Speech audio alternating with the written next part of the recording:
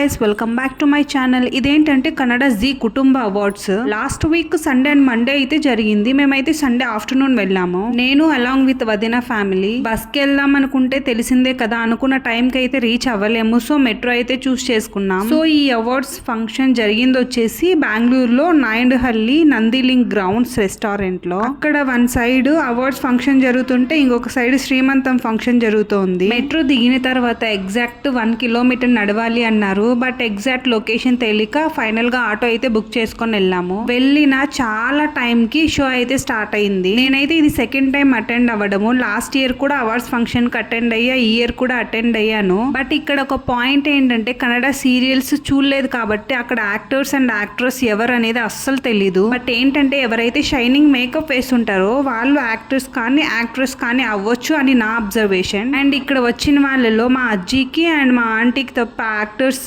ఎవరూ తెలీదు. అండ్ ఈ షోకి ఎంట్రీ టికెట్స్ అయితే ఉంటాయి, గోల్డ్ టికెట్స్, డైమండ్ టికెట్స్ అని. డైమండ్ టికెట్స్ తీసుకున్న వాళ్ళు ఇట్లా రౌండ్ కాన్ఫరెన్స్ లాగా ఉంటుంది కదా, మేము కూర్చున్న ప్లేస్ లో కూర్చోవచ్చు.